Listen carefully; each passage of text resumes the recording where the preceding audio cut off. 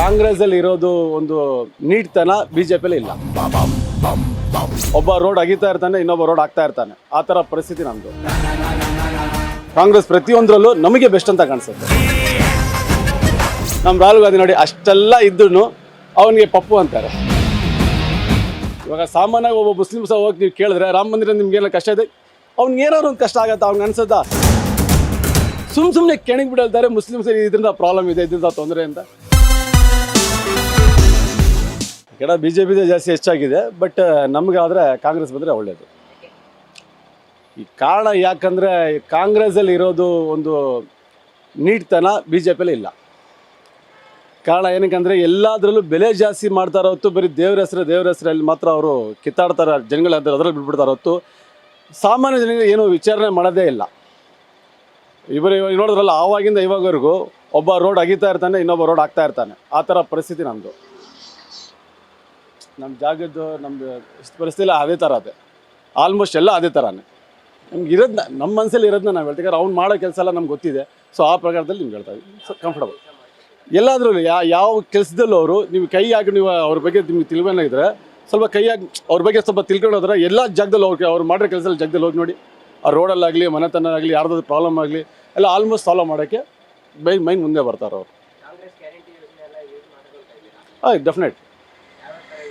ಎಲ್ಲರೂ ಇವಾಗ ನಮ್ಮ ಮಿಸ್ಸಸ್ ಆಗಲಿ, ಬಸ್ಸಲ್ಲಿ ಟಿಕೆಟ್ ಫ್ರೀಯಲ್ಲಾಗಲಿ, ಇಲ್ಲ ಮಹಿಳಾ ಯೋಜನೆಗೆ ಅಮೌಂಟ್ ಬರೋದಲ್ಲಾಗಲಿ, ಪ್ರತಿಯೊಂದರಲ್ಲೂ ಕಾಂಗ್ರೆಸ್ ಪ್ರತಿಯೊಂದರಲ್ಲೂ ನಮಗೆ ಬೆಸ್ಟ್ ಅಂತ ಕಾಣಿಸುತ್ತೆ. ಇಲ್ಲ, ಅದು ನಾವು ಮಾಡ್ಕೊಳ್ಳೋದಲ್ವಾ. ನಾವೆಲ್ಲ ಸಿಮೆಂಟ್ ರೋಡ್ ಬೇಕು ಅಂತ ಎಲ್ಲ ಕಡೆ ಸಿಮೆಂಟ್ ರೋಡ್ ಆಗಿಬಿಟ್ಟು ಬೋರೆಲ್ಲ ಒಣಗಿಸ್ಬಿಟ್ರೆ ಅದಕ್ಕೂ ಕಾಂಗ್ರೆಸ್ ಇಲ್ಲ. ಬಟ್ ನೀರಿಗೆ ಸಮಾಧಾನ ಪಡೋಕ್ಕೆ ಇಬ್ಬರದು, ಈಗ ಅಲ್ಲಿಂದ ಕರೆಂಟ್ ತೊಗೊಂಡ್ರೆ ಅವ್ರು ನೀರು ತೊಗೊಳ್ತಾರಲ್ಲ, ಎರಡು ಕಡೆ ಇರೋದಿಲ್ಲ, ಗಿವ್ ಆ್ಯಂಡ್ ಟೇಕ್ ಪಾಲಿಸಿ ತಾನೇ ಇರ್ತದೆ. ಸೊ ಆ ಥರ ಲೆಕ್ಕದಲ್ಲಿ ನೋಡ್ಬೇಕು. ಇವಾಗ ಅದನ್ನು ಬಿಟ್ಟರೆ ಕರೆಂಟ್ ಬಿಡಬೇಕಾಗತ್ತೆ ನೀವು.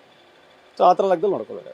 ಅಲ್ಲ, ಮೋದಿ ಅದೇ ನೋಡಬೇಕು. ಇವಾಗ ಸೆಲೆಬ್ರಿಟಿ ಆಗಿದವಾಗ ನೀವು ಒಬ್ಬ ಒಳ್ಳೆ ನಟಿಂಗೆ ಹೋಗಿ ಮಿನಿಸ್ಟರ್ ಮಾಡಿಬಿಟ್ರೆ, ಒಬ್ಬ ವಿದ್ಯಾವಂತನಿಗೆ ಕೆಲಸಗಾರ ಮಾಡಿಬಿಟ್ರೆ ಅದೇ ವ್ಯತ್ಯಾಸ ಆಗೋದು. ಒಳ್ಳೆ ನಟನಿಗೆ ನೀವು ಸಂವಿಧಾನದಲ್ಲಿ ಕೂಡಿಸ್ಬಿಟ್ಟು ಒಳ್ಳೆ ವಿದ್ಯಾವಂತನಿಗೆ ಕೆಲಸ ಪರ್ಕೆಗೆ ಕೊಟ್ಟು ಕೆಲಸ ಗುಡಿಸಿ ಅಂತ ಆಗ್ಬಿಟ್ರೆ ಹಂಗೆ ಆಗಿರೋದು ಅಷ್ಟೇ. ಅವ್ರು ಒಳ್ಳೆ ನಟಗಾರರು. ಅವ್ರು ಬರೀ ಎಂಟರ್ಟೈನ್ಮೆಂಟ್ ಮಾಡೋಕ್ಕೆ ಒಳ್ಳೆ ನಮ್ಮ ಮಂತ್ರಿ ಬಿಟ್ಟು ಬೇರೆ ಪ್ರೈಮ್ ಮಿನಿಸ್ಟರ್ ಬಿಟ್ಟು ಯಾರೂ ಇಲ್ಲ. ಅವರಿಂದ ಒಳ್ಳೆ ಆ್ಯಕ್ಟಿವೇಟ್ ಆಗಿರೋ ಮನುಷ್ಯ ಯಾರೂ ಇಲ್ಲ. ನಮ್ಮ ರಾಹುಲ್ ಗಾಂಧಿ ನೋಡಿ ಅಷ್ಟೆಲ್ಲ ಇದ್ದೂ ಅವನಿಗೆ ಪಪ್ಪು ಅಂತಾರೆ. ಇವರೆಲ್ಲ ಏನಿಲ್ಲ, ಒಳ್ಳೆ ಡ್ರಾಮಾ ಮಾಡ್ತಾರೆ, ಒಳ್ಳೆ ಮಿನಿಸ್ಟರ್ ಅಂತಾರೆ, ಅಷ್ಟೇ ವ್ಯತ್ಯಾಸ. ಎಲ್ಲರೂ ಕಾಣಿಸೋದಿಲ್ಲ, ಅದು ಒಳ್ಳೇದೇ. ಅದಕ್ಕೂ ಸಂಬಂಧ ಇಲ್ಲ, ಅದಕ್ಕೂ ಮುಸ್ಲಿಮರು ಸಂಬಂಧ ಇಲ್ಲ. ಇಲ್ದಿರೋ ಸಂಬಂಧ ಇವರೇ ಹುಟ್ಟಿಸಾಕ್ತಾರೆ. ಇವಾಗ ಸಾಮಾನ್ಯವಾಗಿ ಒಬ್ಬ ಮುಸ್ಲಿಮ್ಸ್ ಹೋಗಿ ನೀವು ಕೇಳಿದ್ರೆ ರಾಮ ಮಂದಿರ ನಿಮ್ಗೇನೋ ಕಷ್ಟ ಇದೆ, ಅವ್ನಿಗೆ ಏನಾದ್ರು ಒಂದು ಕಷ್ಟ ಆಗುತ್ತೆ, ಅವ್ನಿಗೆ ಅನ್ಸುತ್ತಾ? ನಮಾಜ್ ಮಾಡೋನಿಗೆ ಎಲ್ಲಿದ್ರೂ ನಮಾಜ್ ಮಾಡಿ ನೀವು ನೋಡ್ತಾ ಇರಬೇಕು, ರೋಡಲ್ಲಿ ನಿಂತು ನಮಾಜ್ ಮಾಡೋರಿಗೆ ಅದೇ ಥರ ಆಗೇತಾನೆ ಇಲ್ಲ. ಸುಮ್ಮನೆ ಕೆಣಗಿ ಬಿಡಲ್ತಾರೆ ಮುಸ್ಲಿಮ್ಸ್ ಇದರಿಂದ ಪ್ರಾಬ್ಲಮ್ ಇದೆ, ಇದರಿಂದ ತೊಂದರೆ ಅಂತ.